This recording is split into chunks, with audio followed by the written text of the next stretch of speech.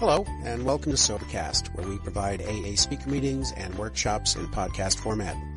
We're an ad-free podcast, and if you enjoy listening, please help us be self-supporting by visiting Sobercast.com, look for the donate link, and drop $1 or $2 into our virtual basket. We hope you enjoy the podcast. Have a great day.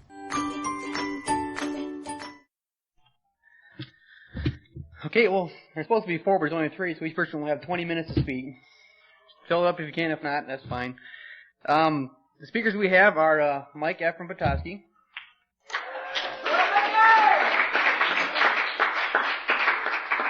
Brian H. from Rhodes, and Joan O. from Ann Arbor. And our first speaker is whoever wants to go first, I guess. We can start with Joan.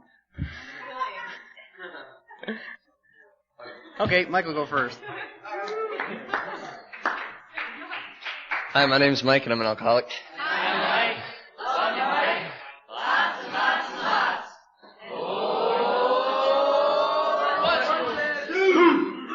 lots. Thank you very much. It's definitely a pleasure and an honor to be here. Most definitely, this is my first being up on this side. I had a MCYPAA. This is my second MCYPAA. I was here 1 year ago in down in Detroit somewhere. I don't even remember where it was. But what an experience it was. It was my first conference, and I'm keeping on coming back. Definitely grateful to be here today. Tell you the truth, all that I know that I'm going to talk about is the 12th step, and I'm hoping that God will work through me today and speak what I need to speak and speak what needs to be heard, I guess. A little about me is, name's Mike, and from Petoskey, Michigan, and got sober in Petoskey, and I love it there. In Petoskey, I've had definitely the pleasure of, for the first time in my life, enjoying the little things, and there's a ton of little things up there. It starts with the scenery and the serenity I get up there through that, through nature. It's beautiful. Okay, about the 12th step. About the 12th step, from what I know, it's service. It's the part where I give back. I've definitely got a lot out of this program, been given a lot. I've been giving my life back, that's for sure. And I definitely owe the program and everyone in the program the same that I got when I first got here. And I'm still getting. Something I definitely believe about the 12th step is it's not only for that newcomer. That newcomer is definitely important. But for me, if I wasn't getting the 12th step from people in the program, I don't know if I'd be up here. 12th step for me, it's still being worked on me. So,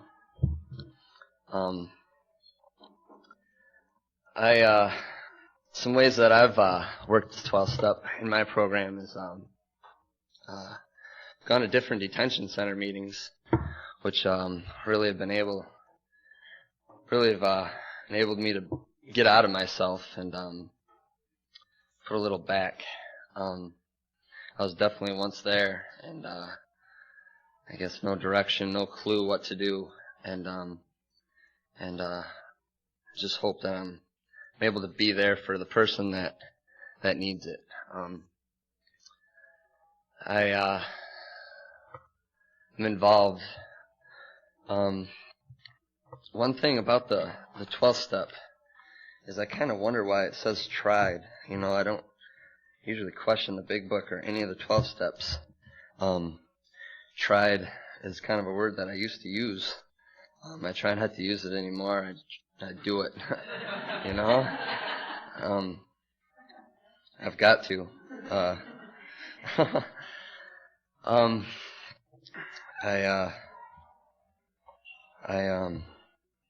definitely grateful. Spiritual awakening. I've I've had it and still getting it. I guess I shouldn't say I had it, because I'm still getting it every day. What I'm feeling today is definitely part of that awakening. What I get here is something that I really don't get outside of here. But I'm definitely not saying this is my whole sobriety. It's a good part of it, though. Definitely grateful for MCYPAA. And kind of starting to get that itch to get back involved and trying to get it up north. Last year I got really excited about it, and things, I think we tried too hard. We got to do it. I'm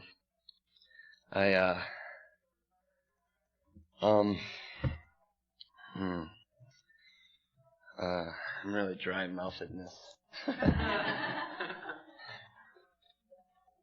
I was able to go out to YPAA this year, and they gave us squirt bottles, and it was like my bottle for the weekend, sucking out the whole weekend. Get really dehydrated. I didn't feel nervous walking up here. I don't think I'm nervous. I don't know. Yeah. Thank you. Gee, I don't know. Excuse me? How do I do it? Well, one day at a time, for sure. But it's definitely taking you people. It's taking the service work from you guys to me. It's taking me getting out of myself, and that's another part of the 12-step. I think I didn't mention that, but it's me getting out of myself. When I'm in myself for too long, I get mixed up. Right now, I'm kind of sleep deprived and mentally kind of deprived, but spiritually, I'm a giant. I don't know if that's the right word, but spiritually, I feel real good. And that's what I've been looking for, all my life. What's cool about this MCYPAA is been to a few conventions since a year ago, and it's really cool. My first one, I came and didn't know anybody. I knew the person that I drove down with, but otherwise I didn't know a soul. And this weekend I can look around and recognize just about everybody, and it's really cool. I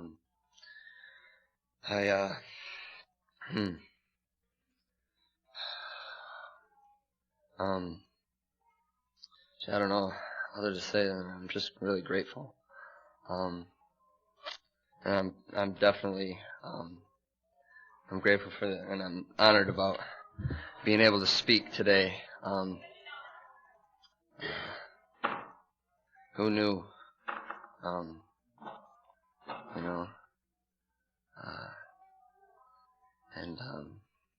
Gee, I'm grateful. That's all I got. Thanks.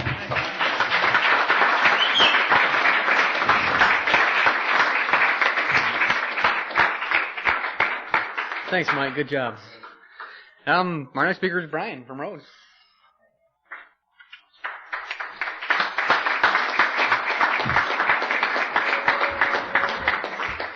Hello, everyone. My name is Brian, and I'm an alcoholic.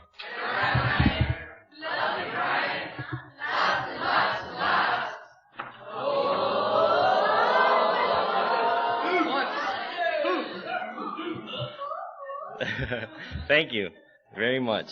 I've always wanted to hear my name in that line, and today is the first time. It's pretty neat for me. This is, I think, my fourth MCYPAA. First time I spoke to, and I could feel the nervousness. Poor Mike. It's like, I'm afraid I'm going to come up here and just be shaking and not be able to move my lips. And earlier, yesterday, I was thinking, if I had to get up here, I was going to take a sheet of paper and write on it, and I was going to start out.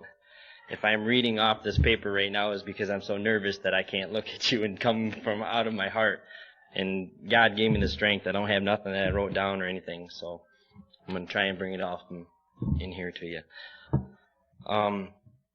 The 12th step for me, having had a spiritual awakening as a result of these steps. My spiritual awakening came after I've been around the program a little while. I got here through the courts and stuff as drunk drivings, and they court ordered me. I didn't really want this program. I just wanted to get my driver's license back and be all right. I didn't really have a problem, I didn't think. And I found out when I came to AA, they told me if you don't get AA will get you, and it got me. It got me bad, because they gave me the bug. They gave me that feeling that I've never had in my life, that I couldn't get from my family. The feeling of being loved unconditionally and being able to trust and really care about people. So I got this program, and then I wanted it so bad. And then as things went on, I started working the steps and got a sponsor and talked with people and started going to meetings and stuff. And after, I'm not even exactly sure how long I was in. I'm pretty sure it was over a year and a half that I was in the program. But I was somewhere at one point in time, and I had finally realized I didn't have that desire to drink anymore. And that was my spiritual awakening. It was like, what happened? You know, that drive for me to drink was there in that first year so bad. I had a really hard time, because after about the first month I was sober, I went back out and drank again. And I was having a hard time at the beginning, a real hard time trying not to drink. But boy, when that point hit where that desire was gone, God had lifted that desire for me to drink. That was a big spiritual awakening for me. It was like things totally changed in my life, a whole different journey. I had a whole different outlook on life. And that was a big part in my life, because it has changed my life. I've been sober since August 22nd, 1993, and that's a miracle in my life today. I'm very grateful. Thank you. And it is duly to this Alcoholics Anonymous program and my higher power, God. And I'm going to talk about that spiritual awakening. It just reminds me every day of how grateful I am to this program, to not want to drink today. I come to these Mickey Paws now, and I get such a spiritual buzz. It's like I'm just humming all weekend long, and it's a great feeling for me. And the second part of the 12th step, having had a spiritual awakening through all these steps and tried to carry the message to alcoholics that still suffer. Some of the ways that I try and carry the message out today is I got really involved in my home group, Sanford Thursday Night Home Group in Sanford, Michigan. And I'm a GSR for my group. Try to make coffee as much as I can. I get involved, stick around for the business meetings that happen. Come early, stay late, talk to people, welcome people that are new from other areas. Do everything that I can in my own home group, and then in my own area, the Midland County. Somebody asked me to be an alternate DCM, so I said, "Oh yes." You know, and this was after a couple of years sobriety, and today I've learned that God just told me one day in my life. He says, you know, if somebody needs you for something today, you have to be willing to go for it. And that's kind of what brought me here today. Last year when I went to pre-register for this conference, and I was filling the sheet out, I seen on there, you know, would you be willing to speak or something? There goes an X. It's like, who did that? Something was working. So I'm glad that happened, because I had a really big fear of talking in front of people. I could not very often do it. My lips would just start shaking, and then words wouldn't come out. My knees shake, my hands sweat, and I just totally shut down. It's really hard. So I can feel it for anybody that has a hard time getting up in front and talking. I'm doing pretty good right now, so God's watching out for me, and I can see so many of your faces. It's just, you people are all loving and caring. And back to the 12-step work. The alternate DCM, I'm alternate DCM in our area, and also just got signed up on a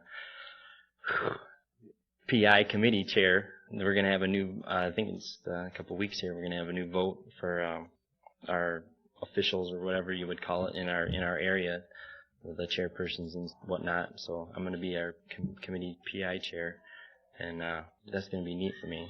And for me today, if I could not have a job, like a real world job, go to work and get paid every day, I would love to just be, do AA every day, go to a meeting every day, do stuff for AA every day. It's like these conferences. I went out to the international conference too. Mike did. Oh, that was such a blast for me. And it made me. I come back from that conference. I went back to my own area, and it was like I just wanted to do everything. I didn't want to go to work. I just wanted to go AA. I just wanted to go to meetings all day long because that's what I did. I went out there for 7 days in Utah. I was going to 3 meetings a day, and that was just awesome. It was great. I loved it. I just can't get enough of it today. It's a good thing for me, and I try to do as much as I can. I try to help people out whenever they need. And I remember the first actual 12-step call I ever got, and well, not ever got, but the first one I got. I don't even know if I was 1 year sober, and I didn't have a driver's license. I lost my driver's license for 3 years, and I was driving a car 2 years of that, and then the last year I tried to quit driving. And I did. I quit driving for almost a year. Quit driving the vehicle, and the people were riding me around and whatever. And then I had a pedal bike. I was riding my bike to meetings. Wintertime, falling down on the bike and kicking the shit out of it because I wipe out on the icy road or something trying to get to a meeting. But I ended up going to it. That was the funniest night. It was an April meeting. One night, roads were nice and icy, and I'm pedaling to it, and I wiped out on my bike. I kicked the shit out of the bike, swearing and everything, and I think I jumped back on the bike, and I started pedaling back towards home. And then all of a sudden, just something come over me. I turned around, and I went back, and I went to the meeting. And that was a cool feeling because, when I was still really practicing, that just would have never happened. And that was how bad I really wanted this program, and I had finally realized it, how bad I wanted this program. I wanted to feel good. I wanted to be all right. And it's a neat thing. And anyhow, this 12-step call, this guy called me. Or actually, not the guy. It was the guy I had met at a meeting. And I had given him my phone number, and he was at home, and he ended up drinking one night, and this lady called me, and she's like, "Hi, this is my name, such and such, and I'm at such and such's house, and he's drunk, and he's got a pistol, and he wants to shoot himself." I'm like, "Okay, I'll be right there." I got on my pedal bike, and I pedaled, I think it was 3 miles away this guy lived. I'm just pedaling my ass off and thinking, I don't want this guy to die, if I can do anything. I got over there, and this girl that, I think it was his ex-girlfriend or something, and she had 28 days sober, and I was about around a year. And I had tried calling a few people in my area. I got on the phone, and they kept telling me, don't go alone to these 12-step calls. And I tried calling people, and I couldn't get a hold of nobody. But this other girl was there, so I thought, well, I'm just going to get my butt over there because I don't want this guy to shoot himself or anything. But I got over there, and I never did see the pistol or anything. She told me about it. And I got over there and talked to him, and he's like, oh, there's nothing to live for and everything. I'm thinking, what do I got to give to this guy? I might only have a year sober myself. What do I got? But I gave him all the love that I could. I told him, whatever you need. I says, if you need to go to meetings, hey man, let's go. We can talk. I just gave him everything that I had. I told him about my story. I'm like, I've only got a year sober. I don't have a whole lot. But I think me being there, what I see today, now that I've been around long enough, even a year sober, it didn't matter as long as I was there to try and help, talk to this person, say, hey, it's okay, you don't have to kill yourself, because I was in the same boat. I wanted to die when I got to this program. I just wanted to check out of this world, see you later, just whatever. I used to joke around with my friends and say, I'm not going to make it till I'm 30 years old, but you know what, I'm getting real close. I just turned 27 this year, and I only got about 3 more years to go, and it is a neat thing that I want to live today. I want to live today. And that's what I was telling that guy. I'm like, this life is so good. I have this AA program, and all these people love and care for you, and tried talking him into going to a outpatient or an inpatient. Actually, it was an inpatient, like a 28-day treatment center. I couldn't pick him up and take him there that night myself. And I didn't know that much about that stuff. But today, if I had something like that, I would probably just pick that person up. I'd tie them down or whatever, and I'd take their ass to that center, and I'd put them in there because I know how much I needed this program, And when I was willing to say that I needed it was usually when I was all messed up like this guy was, and at that certain point when I was ready to die and I was just totally broke down, that was when it was easiest for me to let somebody in, because I was all down and I was crying and I'm all just, bleh. I let everything open, and that's when it's easiest for me to let people in. And I can see that today in other people. So when I see people just totally break down and I know that they need this program, that's when it's time. That's when it's time to get in there and say, hey, here's a program of recovery, that I've learned, and I love it today, and you can have it if you want it. Come with me, come to these meetings. It's a good thing. And but that was my very first 12-step call, and I'll tell you what, that was one heck of a experience for me. It scared the living shit out of me that this guy was in kind of in the same boat as I was, that about a year before him, and I wanted to die, but I didn't take the action that he did, grabbing a pistol and really ready to do it. And I thank God that I never had. And today I get calls all the time. I had one friend, me and him used to drink together, and it was a really weird experience. It was about, a year or so ago, and I was just thinking about him, and just my mind brought me to his thoughts, and I called his mom. And when I called his mom, that day, he had just gotten into a treatment center like days before or something, and I'm like, tell him, and we drank together for years, and I had been sober maybe a couple of years by then. And he had went to a few AA meetings in the area where he lived for a while, and it was pretty neat. And I called up his mom, and it was just a God thing, big time.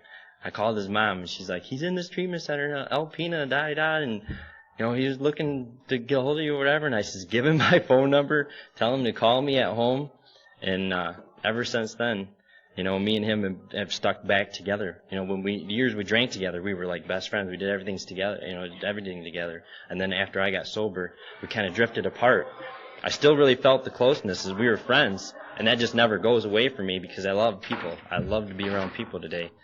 And we never lost the friendship, but now it's real close because now he's in the program too, and he's got a year's sobriety.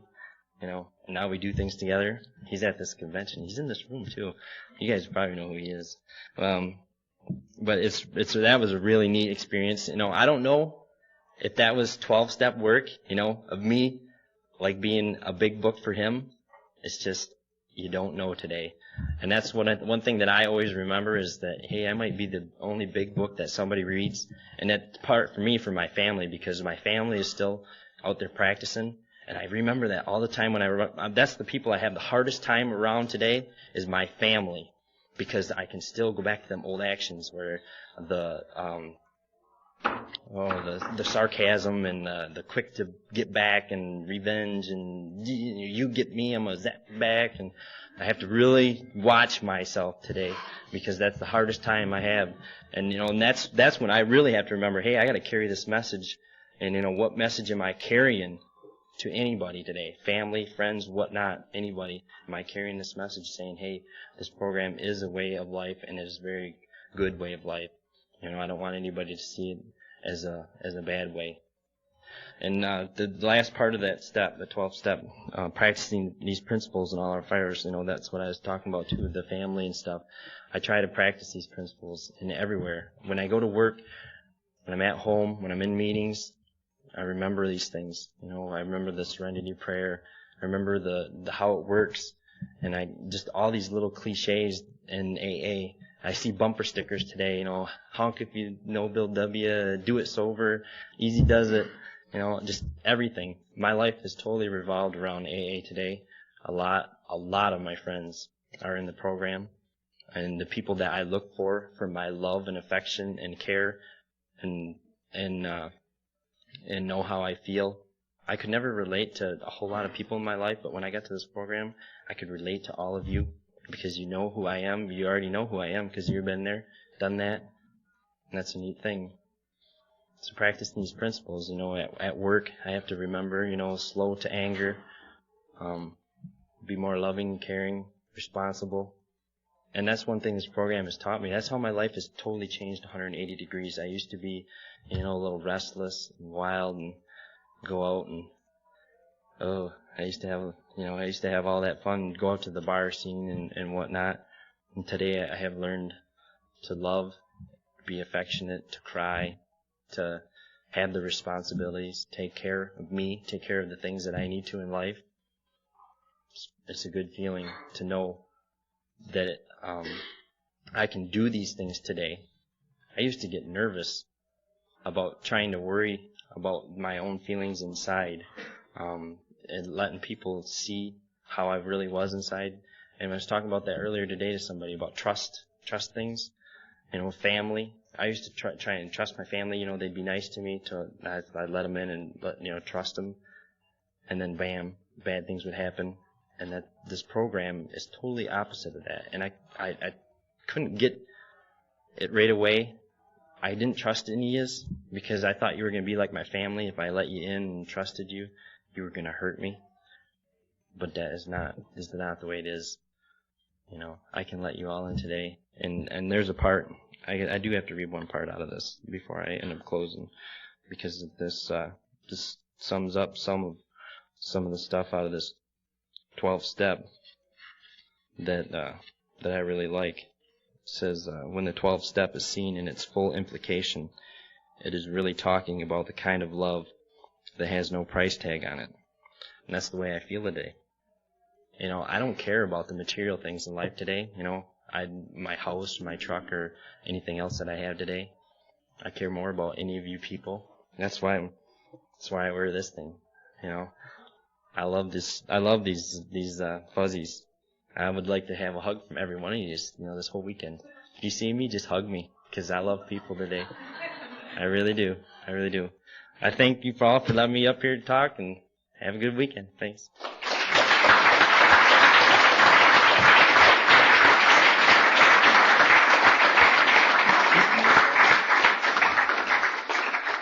Thanks, Brian. And our final speaker is Joan.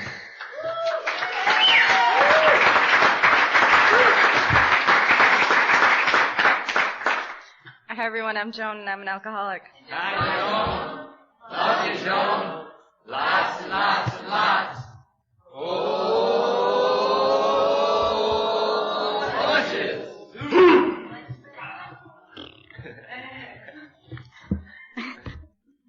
Thanks. Okay, I'm going to take these off so I can't see you guys in the back. I don't know. I guess I want to start off by saying it was funny. This week I've been thinking, God, I don't want to go. I don't want to go to MCYPAA. Who am I going to see that I haven't seen anyway? Who cares? Whatever. And I was driving back from New York for Thanksgiving, where I'm from, and I had a really interesting Thanksgiving. It was really good, and I had the opportunity to make an amends to my aunt over the weekend. One of those that just kind of pop up in your face. And I remember having about a minute of fear right before I had to do it. And I said a prayer and I walked through it, and I was amazed before I was halfway through. And it turned out to be a wonderful experience. So I'm driving back from Buffalo last night, and I listened to a speaker tape, and I wish I could just press play on a tape recorder and play this tape for you. Because this man spoke of, it was the epitome of the 12th step, And I listened to him, and the biggest thing that he said at the end was, we do it live and we do it for free. And that's, that's what all three of us are doing today. That's what you're doing by being here. This is live and it's for free. What an amazing gift I have. A friend of mine, Ed, said to me one time, he said, this isn't like Christmas.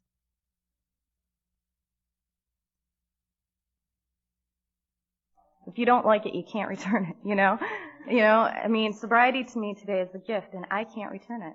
I'm not allowed to give it back today,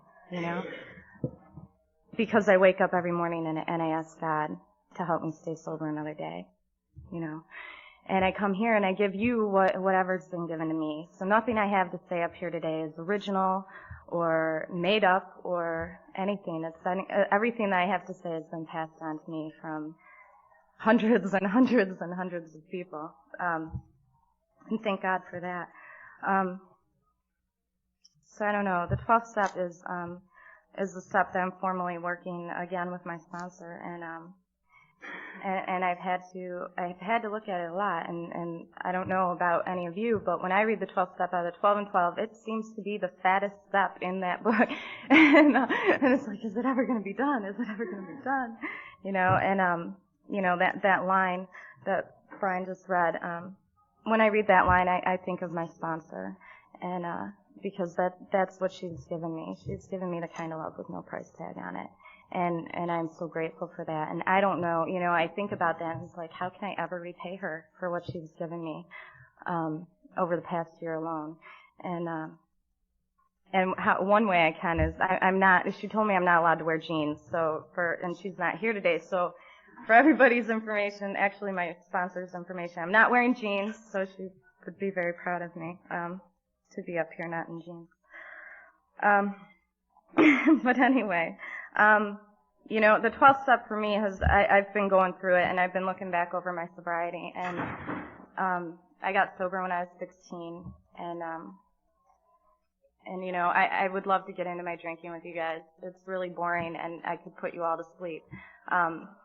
You know, but what I can tell you really quick is that I know what it's like to live with fear every minute of the day and I know what it's like to think that alcohol is the only thing that can make me live. I know the hell of drinking, and I know the hell of not drinking and not doing anything about it. And I know the hell of not drinking, not doing anything about it, and being a member of AA. And I don't wish any of those things on anybody today. Miraculously, through coming to Young People's, I found the Airheads Approach to Alcoholics Anonymous, the big book. And I found a wonderful sponsor who took me through the big book. You know, when it tells me to read, I read. When it tells me to pray, I pray. When it tells me to write, I write. Real simple. Nowhere for me to get my own ideas in there, you know. And through that, I now know the joy. I know the joy of being happy, joyous, and free, you know, because for a long time in sobriety, I thought you all lied to me. I thought you were all lying to me. You guys were all running around having a good time, and you looked free and happy and whatever, and inside I wanted to die. And I kept you all away from me. And I had 4 different sponsors, you know. I had a sponsor for relationships, you know, and I had a sponsor for family and a sponsor for the steps, and, you know, and I had all these different sponsors so that nobody ever knew the truth about what was going on with Joan. And I could manipulate you with this and have you tell me what I wanted to hear so that I could keep doing what I thought I wanted to be doing. And, you know, and finally I found a sponsor who, tough loved me and I gave it all, you know, I finally surrendered. I gave up. You know, I was sick of feeling like a phony. I was sick of walking into a meeting and feeling like I wanted to drink and being too ashamed to tell you that I wanted to drink because I'd been sober for a little while, you know. And my ego just finally, I had enough. I just finally had enough. It was either grow or go. It was die or live. You know, that's what it came down to for me. And working these steps is the only thing that I've found. And believe me, I've tried a hell of a lot of things, but it's the only thing that I've found that has truly given me the promises that it talks about in the big book. So the 12th step for me has been really special. I've been looking back over my sobriety, and I got sober in September of 1990, and I haven't had to take a drink since.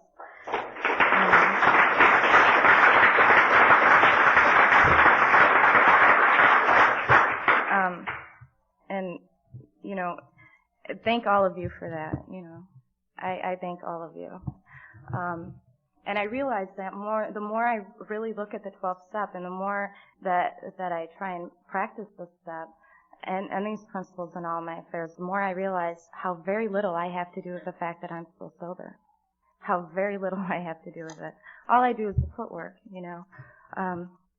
But other than that, I've stayed sober in spite of myself an awful lot of days.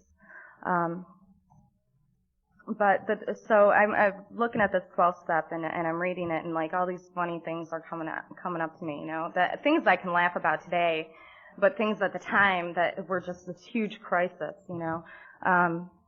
In the 12 step it talks about, you know, not being disappointed when one of our prospects doesn't get sober. And my disappointment went a step further, you know.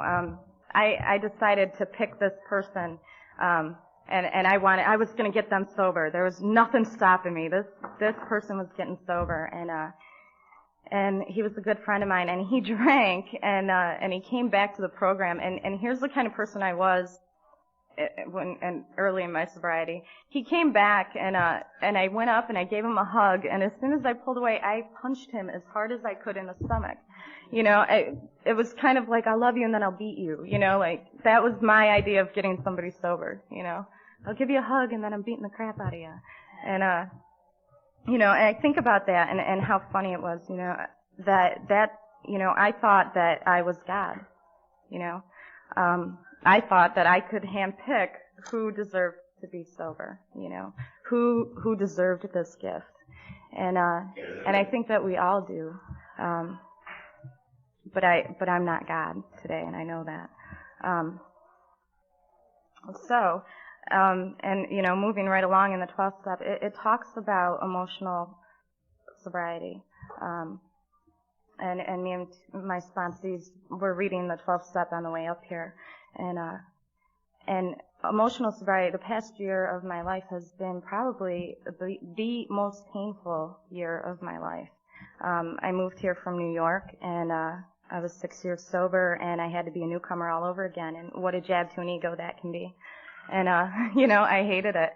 I didn't want to reach my hand out. I did not want to ask for help. You know, because back where I came from, I was the shit. You know, if somebody came in and they were 16, I got a phone call. You know, if somebody needed help with a young people's panel, I got a phone call. You know, everybody knew me, and I moved to Ann Arbor, and not too many people knew me, and I didn't like that very much. And I was really scared. And I remember talking to a friend of mine, Bill, and he said to me, "What did you do when you lived in New York?" And I said, "I got involved. I did service. I was involved in intergroup, young people, da-da-da-da-da." He's like, "Well, why can't you do that in Michigan?" And I was like, "Oh, you're right. Okay." You know, and so I started getting involved, you know, and slowly but surely it became okay for me to reach my hand out again, you know, because my head tells me, not only does my head tell me that I can drink safely sometimes, my head tells me that I don't need your help, you know. Well, I've been sober for a while now. I don't need to talk to you guys. Yeah, I got it licked, you know, or, well, there's nothing in the big book that I don't know already. I already read it, you know.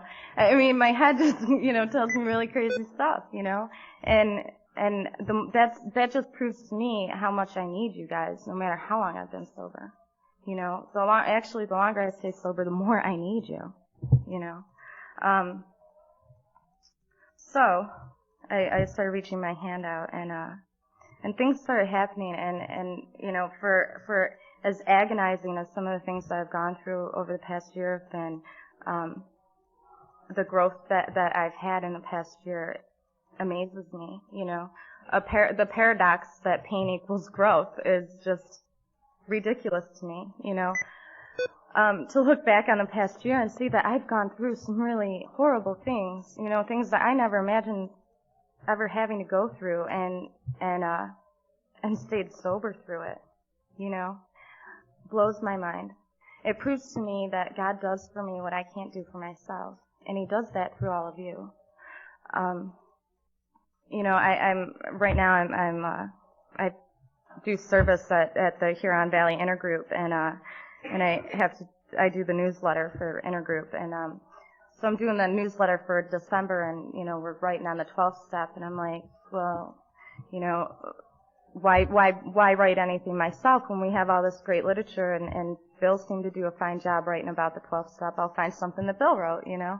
And I pulled out the book Language of the Heart, and I read that, and it amazes me that here, 62 years later, after I'm reading things that Bill wrote that make me cry, make me happy, make me proud, to be a member of this fellowship. And, the 12th step for me truly is the language of the heart. You guys get me through the worst times of my life, and you help me celebrate the best times of my life. And thank God for that. It's funny too, a quinky dink about God is that God seems to send people to me when I'm in the worst time of my life, I have my girls, my sponsees, and thank God for them, because all of a sudden I have to remember why am I grateful to be sober, How did I go through the 4 steps? I have to go through the steps over and over and over again by talking to my sponsees, and get out of myself. I still think that I am the center of the universe. And everybody needs to be there for me and listen to my problems. And it was funny on the way up here. I'm like, do I talk more than you guys? Because, I'm like, is that why you asked me to sponsor you? So you don't really have to talk too much, because I just don't know when to shut up. And, and we kind of laughed about that. And, but that's been the greatest joy in this program has been sponsoring people and watching people grow, and the only way I get to do that is if I keep showing up, and to watch other people go through pain, and to watch other people have courage and strength and hope, because it shows me that I'm just a little grain of salt in the big beach of life, and if you guys can get through it, I can too. Another thing about the 12th step that I like is how much it talks about how much of a big baby I am, It talks about how when I don't get my way, I will push people away or try and dominate them or try and control them or whatever. When I put my instincts and needs before the big picture, I put the cart before the horse. And I've had to work on that a lot this year, especially in the past month, because I still want what I want when I want it, and and I want that instant gratification, and I don't want to hang out and wait for it. And when I do, it seems to me that when I do put the horse before the cart, things go a lot better. When I put God in the driver's seat, things go better. When I stop trying to run the show, things go better. And I know that, but I still like to get in there and mess around with stuff and, do things my way and, see if I can, outdo God this time. And it doesn't help me get to where I want to be, My sponsor told me that I can become the person that I've always dreamed of being. I just have to do the footwork. And the footwork sometimes seems like too much, Sometimes I think, well, okay, I can do this half, and I'll still get what I want, and I end up getting proved over and over and over again that I don't.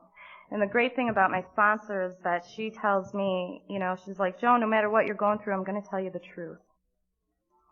No matter what's going on, I'm going to tell you the truth, whether you like it or not. And I don't like it. I hate it. I hate it with a passion. I tell her all the time, I hate you. Thanks. Thanks for nothing, You're not co-signing my shit, And, but I love her to death because it's the truth, that's the thing, that's the beauty about today. I'm not, anything that I walk into, I don't have the excuse, well, I didn't know. Or, I didn't know I couldn't do that, I have to be responsible for my actions today. And that's a hard chunk to swallow sometimes. But the 12th step has been wonderful for me since I found out what the message is, prior to going through these steps, I didn't know what the message was. My message was come hang out at meetings, go to dances, and, invest in a bottle of Tylenol because you're going to want to kill yourself one day. That was my message, prior to working the steps. And today I know that, that by working steps 1, 2, and 3, I build a foundation so that I can take the 4th step, through which I walk a free woman. In my 6th and 7th step, I ask God to remove my defects, which continue to crop up. And 8 and 9, like I said with my aunt over the weekend, that was an amazing experience. And, thank God, because I was sitting there at dinner last night, and I felt like I couldn't look anybody in the eye, and in between dinner and dessert, was when I made the amends, and after that I felt accepted and loved, and I felt like I could be me at this table, around my family, who I have put through the ringer. I was a tornado in their life, and I did awful things to them, awful things, and after making this amends, I could look everybody in the eye. I felt accepted, loved, and it was okay. I could just be me. I'm just an alcoholic who did some pretty crappy things, but it doesn't mean that I am so horrible I don't deserve to sit here. And that's how I was feeling before I made this amends to my aunt. And, and when I left, I got a big hug. I got some stew to bring home, and it was really wonderful. And not every one of my amends have been wonderful like that, They haven't come, with open arms accepting my amends, but the one last night happened to be that way, and I'm grateful for that. Well, it's about time you showed up.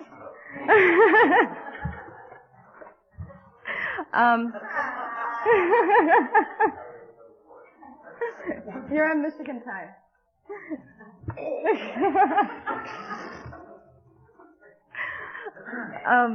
But anyway, I don't know. I really love this program, and I'm so honored to have the gift that's been bestowed to me day after day after day. And I'm grateful that you're here finally, Tom, Nini. I'm grateful for the people that I've met in this program that have helped me stay sober a day at a time, and have helped me to learn more about myself, and have walked side by side with me on this journey. Because it hasn't always been easy, and sobriety hasn't always been a bowl of cherries for me, and the relationship that I have today with my family and my friends is beyond my wildest dreams. And I just wanted to close with my favorite line of the big book, and it's in Bill's story, because this is what happens to me every time I come to a young people's convention. And this is exactly what I was trying to stay away from this weekend, and I'm really glad that I didn't. It's on page 12 of Bill's story. It was only a matter of being willing to believe in a power greater than myself. Nothing more was required of me to make my beginning. I saw that growth could start from that point. Upon a foundation of complete willingness, I might build what I saw in my friend. Would I have it? Of course I would. Thus I was convinced that God is concerned with us humans when we want Him bad enough. At long last, I saw, I felt, I believed. Scales of pride and prejudice fell from my eyes. A new world came into view. And that's what happens to me every time I come to a young people's convention. I see you guys happy, joyous, and free, getting outside of yourselves, not looking like you're feeling alone in a room full of people. And would I want what you guys have? Of course I would. I'm really grateful to be here. Thanks for helping me stay sober another day.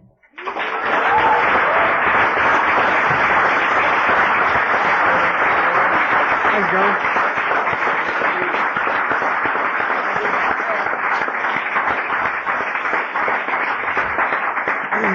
Well, I guess we have a fourth speaker now. Tom? Good. Hi. Nice. My name's Thomas. I'm an alcoholic. Hi, Thomas. Love you, Thomas. Yeah, that's Lots and lots and lots.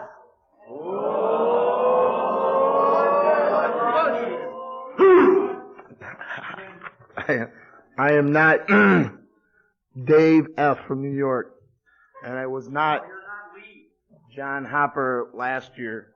Maybe next year I'll actually be in. No,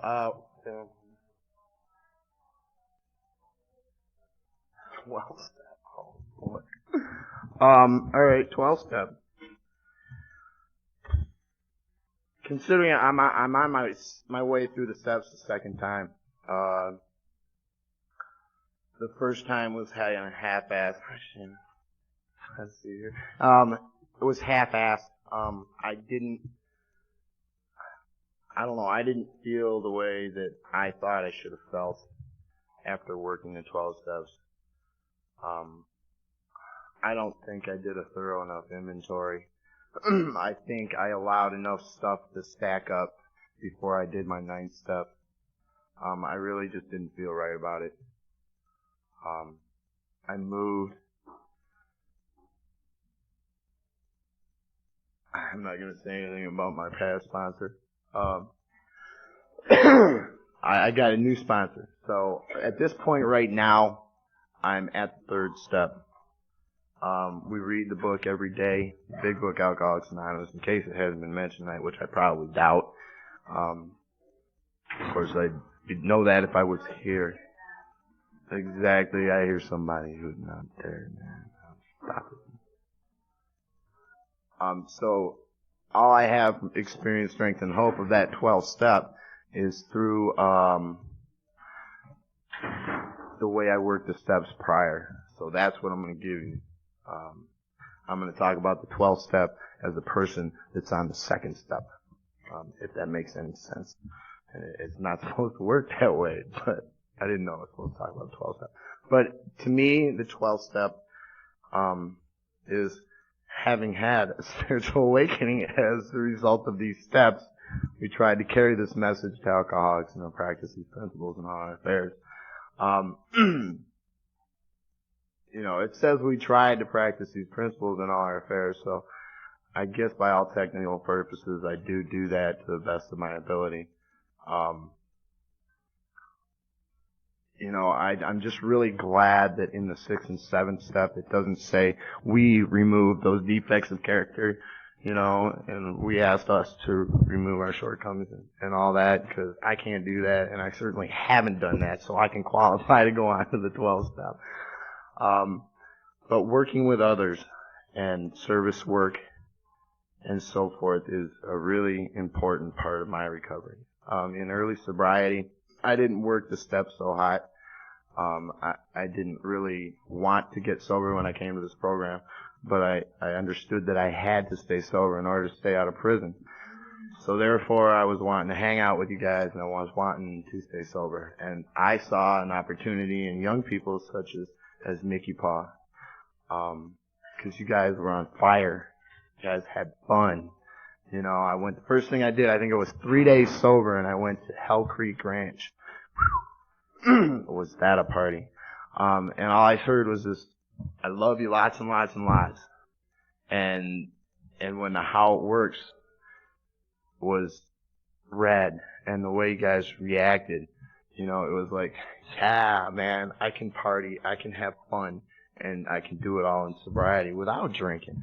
You know, because that was a very big paranoia of myself, is that I thought that my life was completely, utterly over and through when I stopped drinking. I was scared. I was scared to death, man. You know, I gotta stop drinking. What am I gonna do? You know, there was nothing that I thought I could do. And AA to me, in my mind, was a bunch of old farts sitting around drinking coffee and smoking cigars and trench coats. Needing a shave.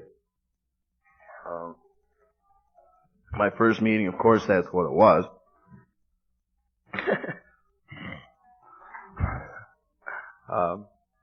But young people really grabbed me and said, yeah, come on, let's have some fun, and let's teach you a little service work before we kick you into Area 32.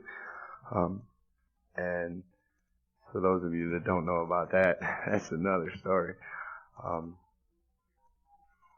So I got involved in service work through young people, getting on the committees, putting these things together.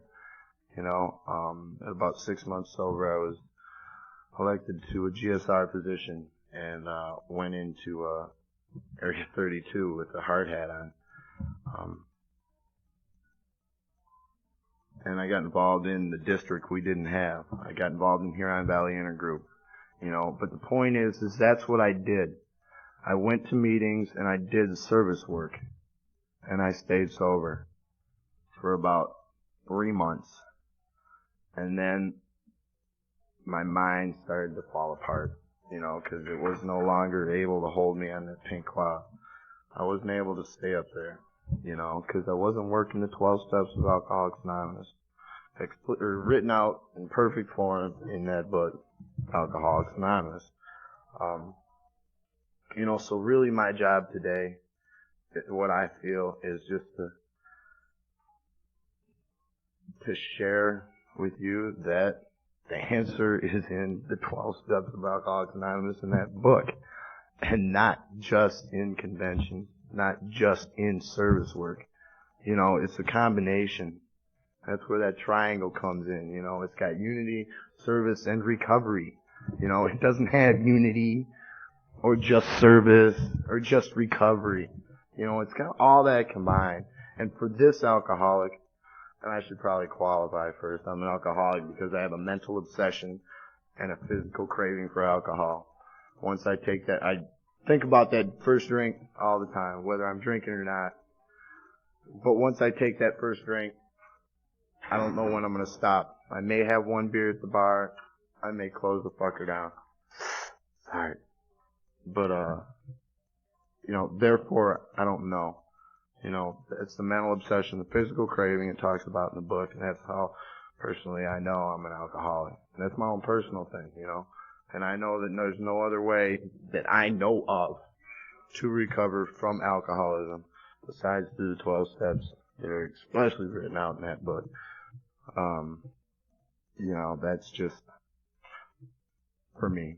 Maybe for you too. I don't know. But, I'm real sorry I was late, and I'm going to shut up now.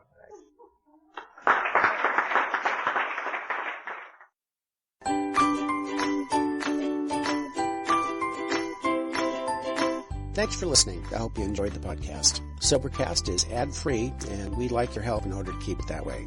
So if you'd like to help us be self-supporting by pledging $1 or $2 a month, visit Sobercast.com and look for the donate links. Thank you very much.